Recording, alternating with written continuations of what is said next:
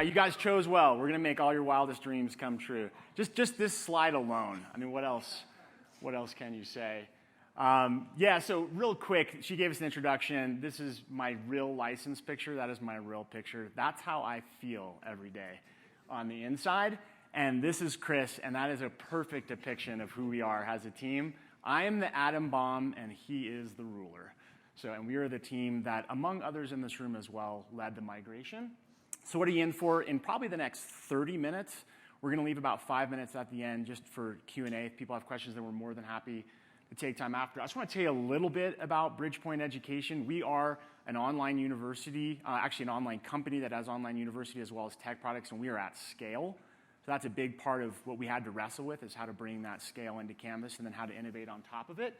So I want to quickly tell you about our selection process that led us to Canvas.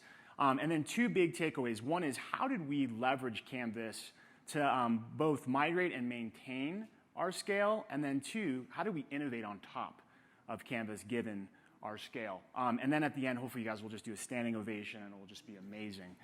So I feel kind of bad now. When I was originally creating this slide, I was feeling kind of bold. Now the poop emoji for e-college is making me feel guilty. But so a little bit about Bridgepoint Education. So 2 universities, Ashford and Rockies. There's 1,100 courses, all 100% online. All right, and they are 5-week for undergrad, 6-week for grad. And we leverage what's called a master course shell model. So what we do is we take that master course and then we replicate out a copy of it to multiple sections and then assign faculty to those sections. We leverage Commons to do that. But the other thing that we have that's unique is we have 2 internally developed applications called Waypoint and Constellation. Think of Waypoint as SpeedGrader, but on steroids, particularly in the back-end ability to report out outcomes. It's our own proprietary system. And then Constellations, which is an in-house digital publishing team. We have over 200 titles. We like to think of it an ebook on steroids. It just won the 2017 United States Distance Learning Innovation Award. So we had to figure out how to plug both these systems in. All of this was designed with e-college in mind. We kind of jerry-rigged it. And then we had to figure out how to bring it into Canvas, which we're calling our pink unicorn. All right, so one of the things that we did early on, and we're still in this mantra even though we're in Canvas, is we really wanted to create a culture around innovation and open to change. And we did that in part because we went and interviewed a bunch of organizations that did a migration as well as the vendors. And they said the number one thing you need to do is change management. So I just want to give you an example of some of the things that we pitched to our folks to open them up to this idea of innovation. We used examples like Blockbuster, and I'm sure you guys are very familiar with this, but I remember many years ago I felt like Blockbuster was going to open up a store in my backyard. They were literally everywhere, and then what happened? They didn't evolve, and other companies came in and disrupted them. Same thing with the Walkman. Can you remember this? You remember you can't run or walk with this Walkman because it skips. But at the time, that was like the thing, right? And then the iPad disrupted it. And then Kodak, I cannot believe that Kodak, potentially is going to go out of business. It felt like they too, like Blockbuster, was never going to die, but they did. So this idea of being open to change, right, particularly as online learning is evolving, was a key message that we made part of our work. All right, so how do we select Canvas? So what we did is we put together an external environmental scan of everybody that was out there. We consulted with a Gartner expert, and then what we did is we whittled it down to 7, put a steering committee together, put a rubric that really lined out what we felt was the most important features of an LMS, whittled it down to 3, and then literally did a full-on assessment of each. We've blacked out all the vendors that we checked out, but you can see the kinds of things we're looking for. Mobile was number 1. Our organization really feels like the future is mobile, so you had to pick a platform that really had a solid mobile application. We'll talk a little bit about that in a second. And then what we did is we brought those 3 out. We did a full-on deep dive. We opened up the hood technically. We felt very important to have an inclusive process. We opened it up to all 300 full-time faculty, 2,500 adjunct faculty to see the webinars of the different providers and give us feedback on what they liked. And this was the ultimate outcome. They picked Canvas. That was their number 1. You'll notice that the number 2 were still pretty high. So people had positive ratings of the top 3, but Canvas was at the top. All right, so that's a little bit about who we are. That's how we came to Canvas. And now how do we figure out how to take this scale and bring it over into the Canvas system. All right, so I'm going to talk to you a little bit about sort of how we manage this project. And so what you're looking at here is basically timeline. So this is a number of months, and you can see we started this last August, and then we're now here in July. And what you're seeing, so on the top is in the blue line, you can see that's eCollege, and the green is Canvas. And one of the unique things we had to consider is we had to keep both platforms running at the same time. So unlike a more traditional organization, there is no stop. We had to keep going. So students were constantly taking courses in one of the systems. The next is at the bottom, really the things that we did in terms of the integration work, and then the things that we did for the course migration work. So Andy had referenced about 1,200 courses we had to move from the previous platform into Canvas. And then the pilots and the things that we had to do to ramp into a full launch. So what you're seeing here is, again, overall, two takeaways. One is we had to keep two platforms running at the same time. And two is the development work and the integration work that had to go on in advance. And then us, after moving and completing that phase one, now moving into phase two, which is where we're at today. So a key part of this was really bringing together a lot of unique teams, both spread across nationally. So we had a huge faculty group, we had a huge student group, we had a huge group of internal student advisors, as well as multiple stakeholders across the organization. And a key part of this was really bringing them together regularly, opening communication lines regularly, and really leveraging each of the unique viewpoints and I guess issues and concerns of each of these stakeholder groups. And so what you see here is we established this early on in the early August timeframe, where you can see these are all the stakeholder groups that literally met every week and talked about Canvas and the migration and their issues and their concerns. And then even today, we continue this meeting as we're working through the closeout of the phase one effort. This is an example of how we kind of worked through the pilot process. So it was an iterative process. So every time we launched a new course in Canvas, especially the first course we launched in Canvas, we did a lot of steps to ensure that what are the issues, right? Reaching out to that stakeholder group we just showed to see what are the issues, what are the concerns, and before we move to the next one, we had a confirmation meeting to say, does everybody agree? Does anybody think we should not move ahead? And that was key to ensure everyone had buy-in, that entire stakeholder group was bought into moving to the next step, which expanded the student base that was involved in Canvas. So every new step involved an expansion, and every new step involved a whole nother range of issues, which really relied on that stakeholder group to help solve. So the rollout itself, so again, I mentioned earlier, we had to keep two systems running. We had no break. We had no, okay, on this day, we're going to cut over everybody. So across 50,000 students, we had to come up with a plan. How are we going to move from this legacy system into the new Canvas?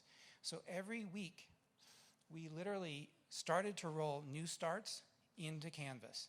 So once it started, there was no turning back. So once a student effectively moved from the legacy platform into Canvas, they never went back.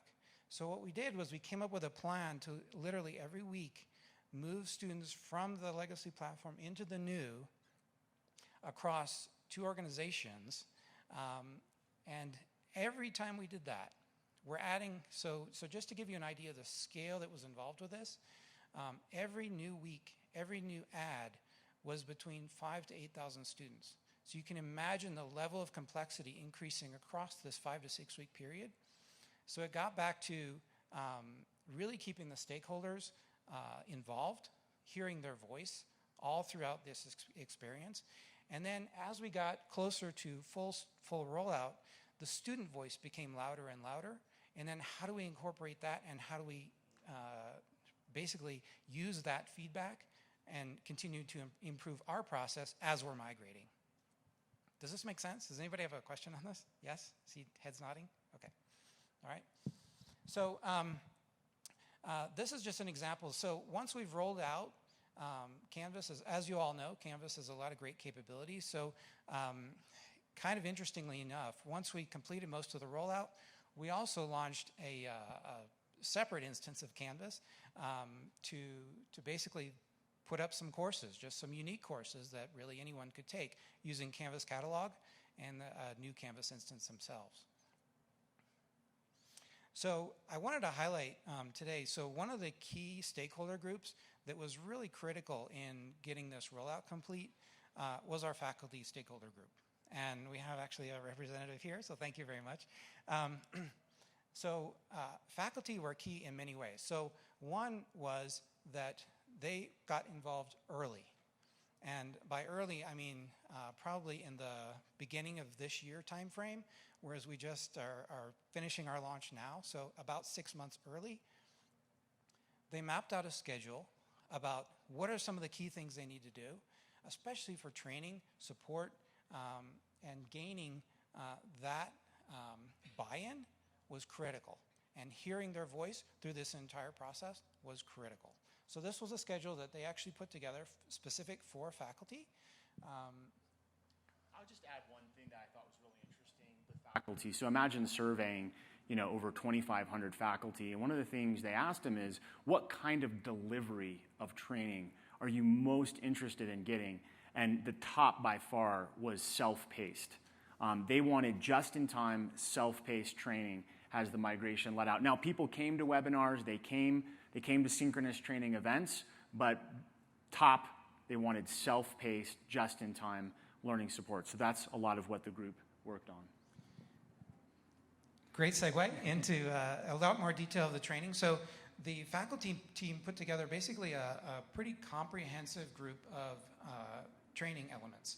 And the training elements wasn't only face-to-face, where possible. Again, remember, we're talking about, close to 2,500 faculty spread across the nation. So it's not practical to have everybody sit in a room and so literally go through training. So the training had to really be multi-pronged in terms of face-to-face meetings, webinars, just being available to talk.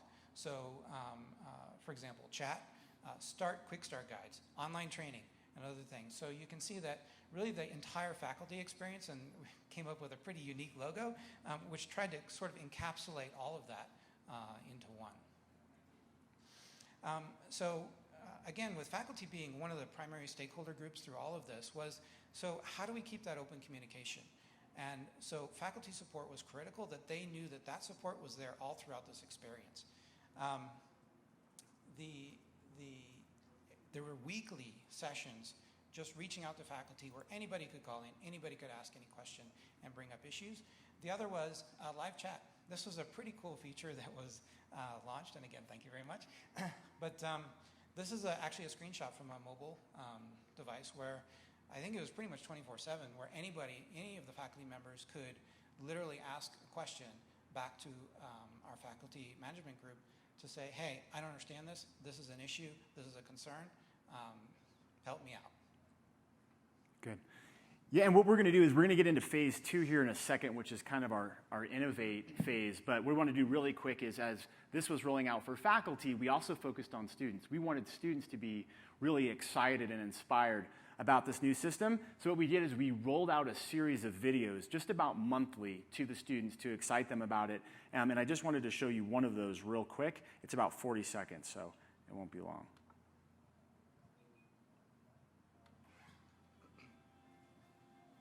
Hello, and welcome to the new Ashford University classroom. This new environment provides learners with an enhanced student experience by offering more opportunities to engage with your instructor and peers in the classroom, more support features from a dedicated tech support team, a new and improved classroom app for taking learning on the go, and a new set of tools you can use to stay on track with your assignments. We are excited to start learning in a new environment with you, and we look forward to bringing you the future of online education.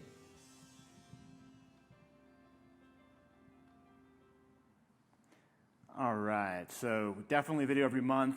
We had sometimes in the case 4,000, 5,000 views of those videos, so we know students were watching them. Okay, so how did it go? We migrated, we're fully in Canvas, how to go. A couple things we love. In e-college, it was 4 months to integrate a system in. I like to equate it to this picture. In Canvas, it was like this. It's like 4 days. You have all these built-in, ready-made LTI tools that you can bring right into Canvas.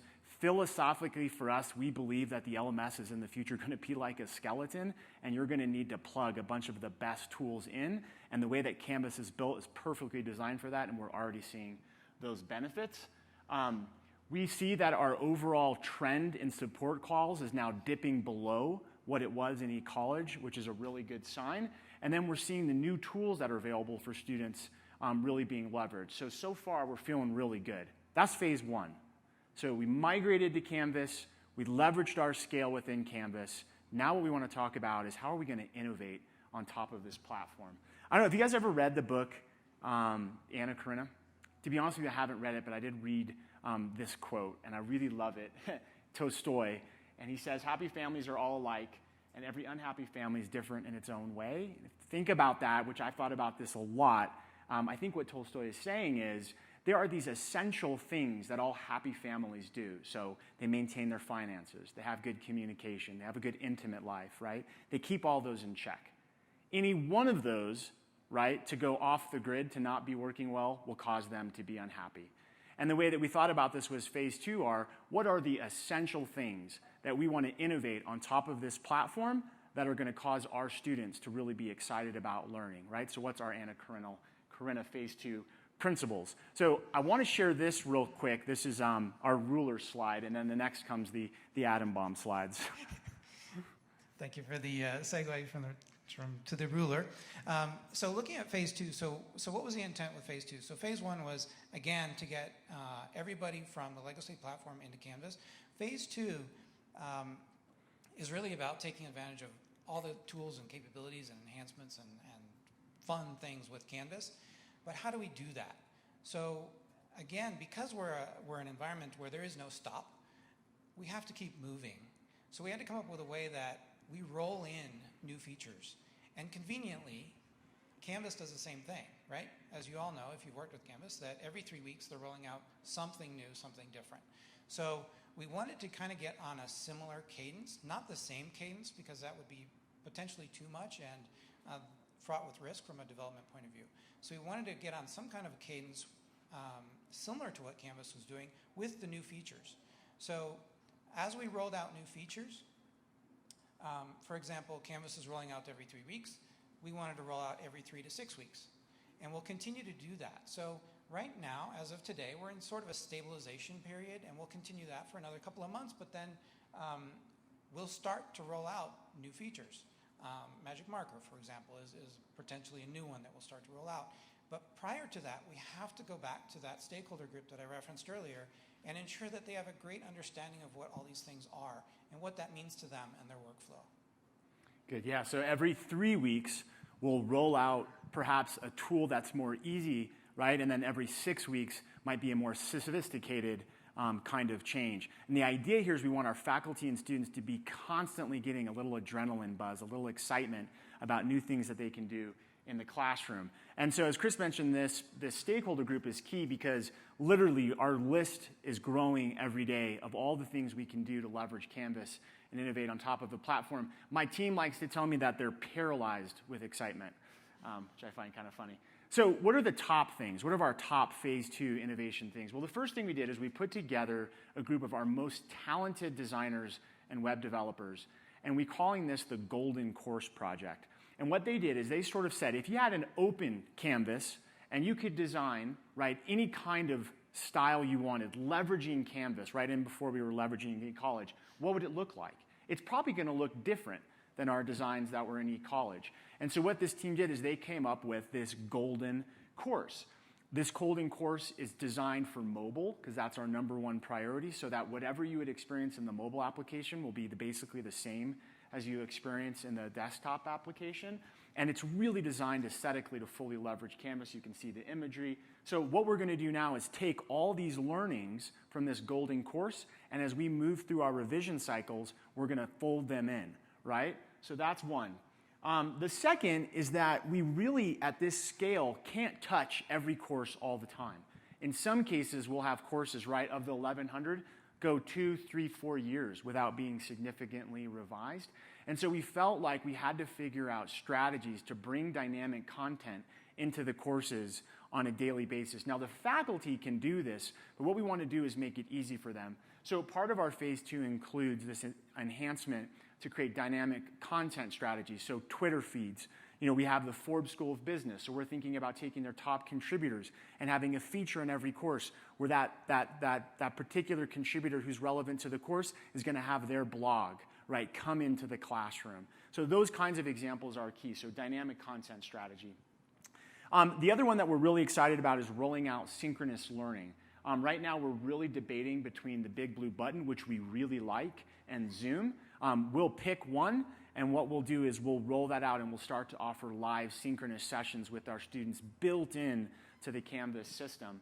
The other thing we're doing is called the new model of learning. We're rolling out a competency-based education program hopefully this year, and we learned a lot from that experience. And so what we wanted to do is, what if you rethought, right, the way in which student learns in an online class? What happens if you created a completely personalized experience for a student? And so we took our English 122 course with that intent in mind, and we built what we call these cycles, which are these personal paths that a student goes through. Conceptually, if you think of assessment as an autopsy, this is our attempt as assessment as a GPS. So all these stops along the way are these ways in which they're interacting with the faculty or live tutoring to get feedback on their work in this more personalized approach. So we'll roll that out and test it. The other thing we're doing is we have an existing portal that we use CView for. We like to call it Craigslist because that's literally what it looks like. It's really bad, and it doesn't look very good on mobile. And so what we found is that we can leverage Canvas to actually rethink our portal.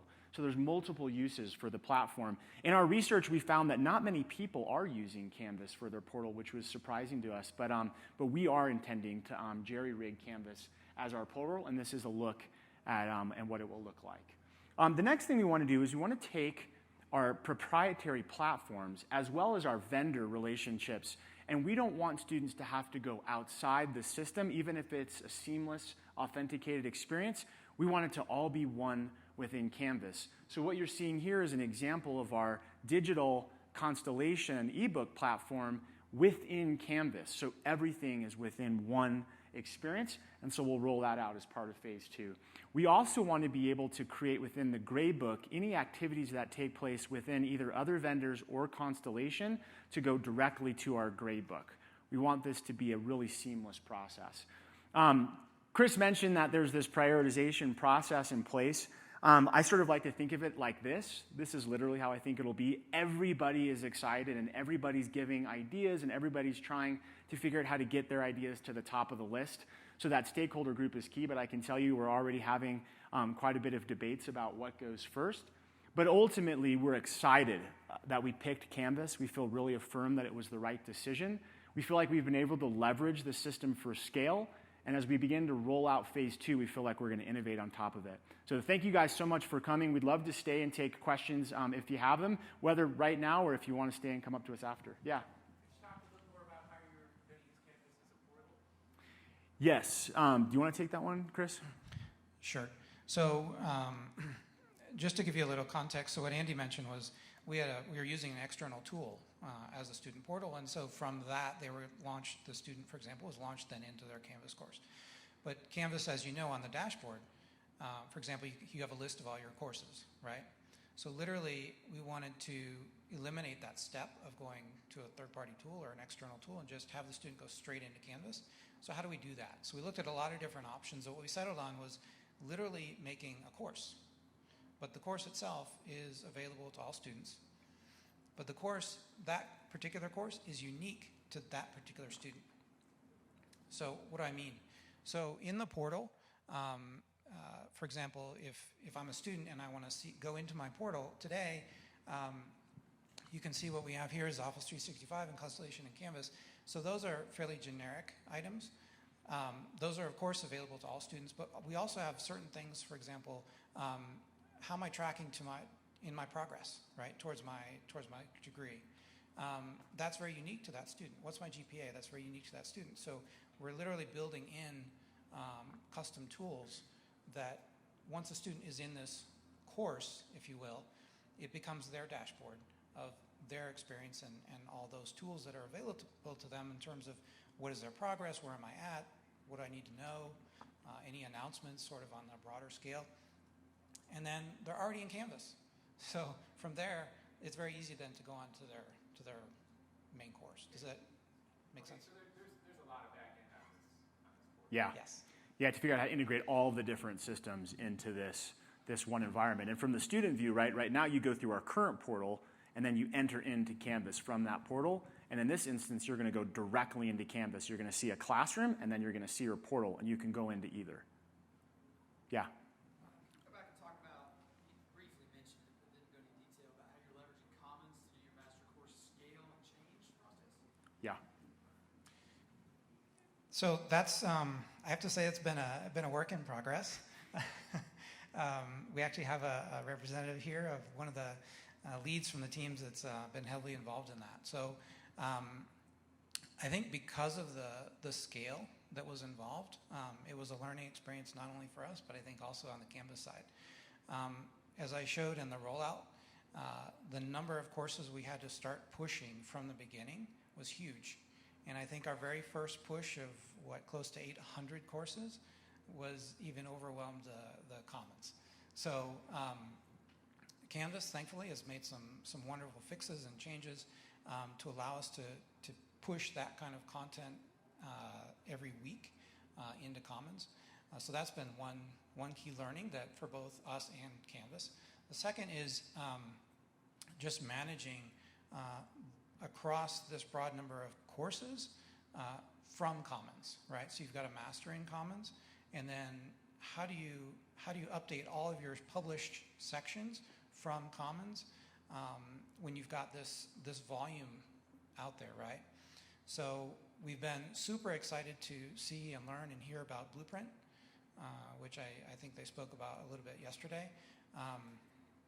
For the last 2 weeks or so, we've been talking about that and trying to figure out how do we better leverage that, because it sounds like a better tool to help us manage not only from the master, but also to be able to push changes out through all the sections. Does that answer your question?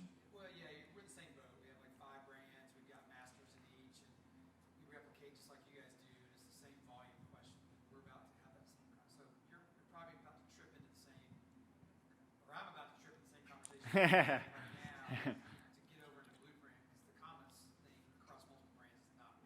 Yeah, it's not ideal, and we identified that early on as one of the things that perhaps eCollege was better designed for than Canvas. So we're figuring it out every day, but I think we're making some inroads.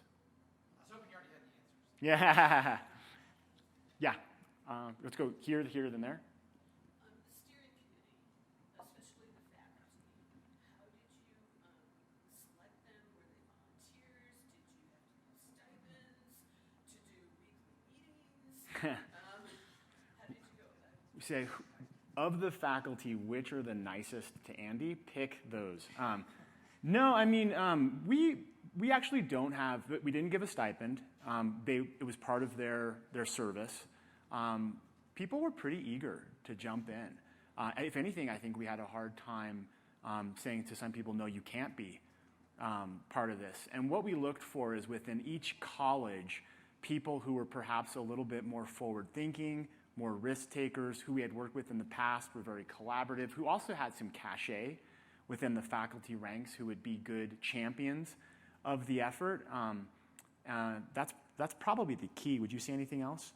No, I think That's it?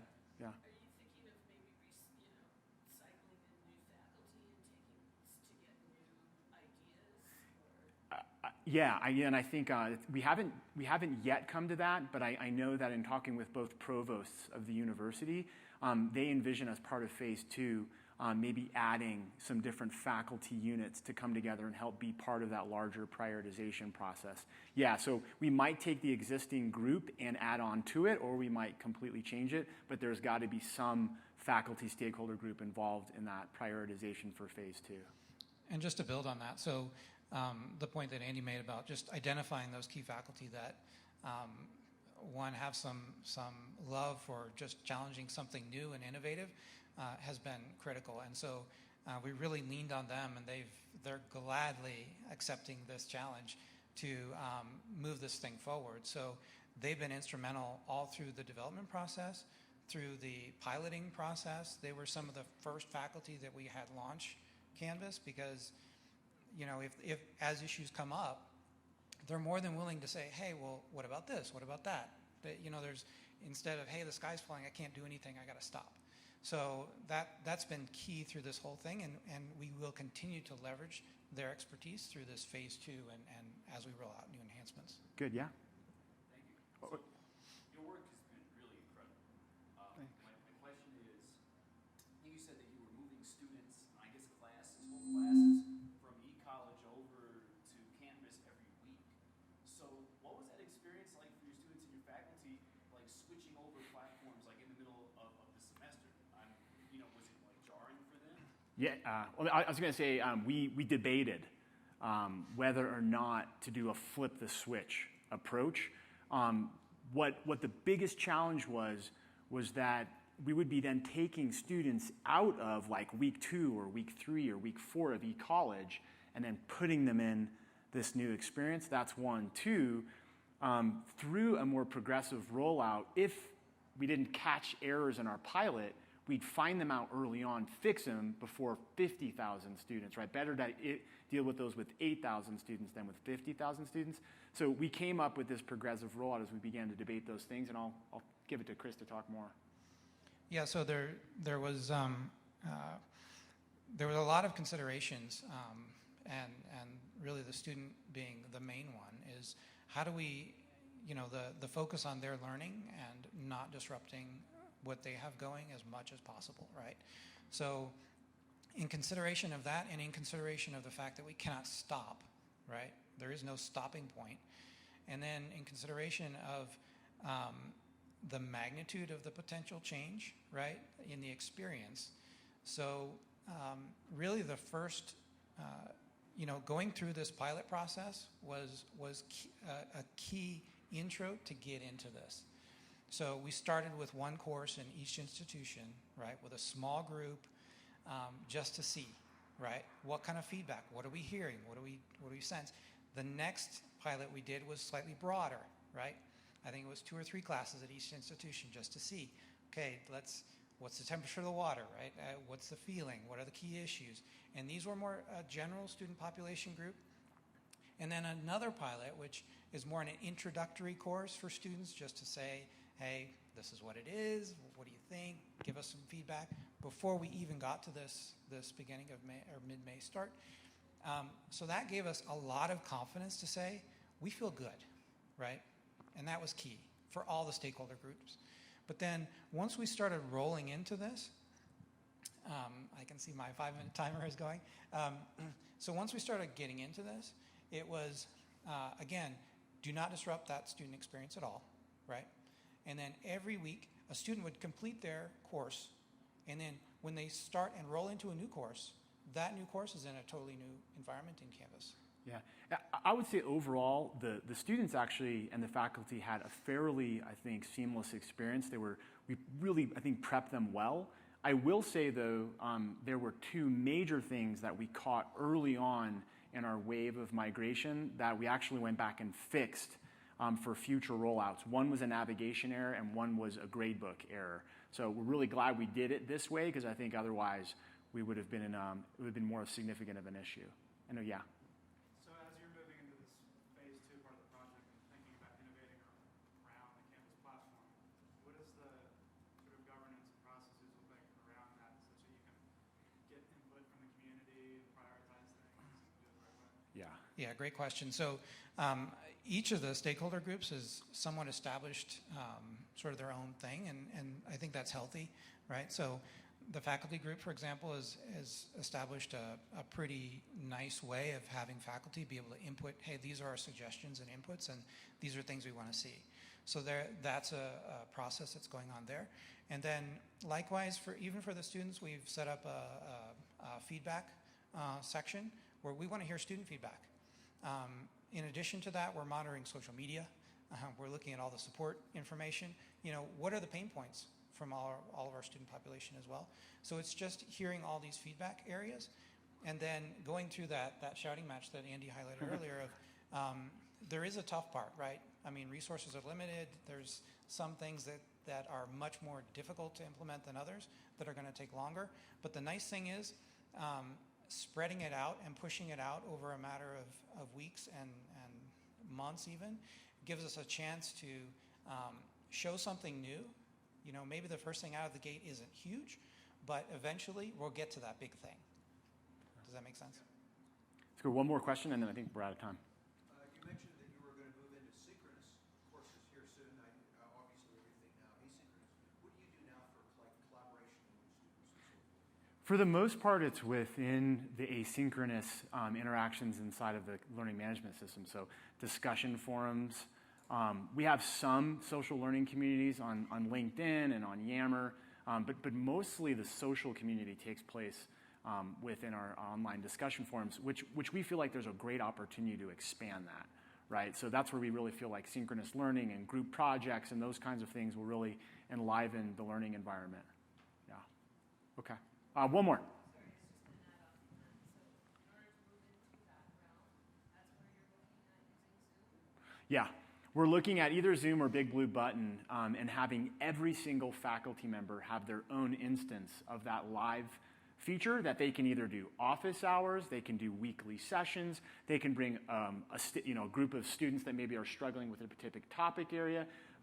We're still strategizing on how we want to roll that out. We're not thinking that we would require that of everybody. It might be only for certain instances, but we want every faculty member to have their own synchronous classroom that we can strategically begin to leverage, and we anticipate rolling that out in September.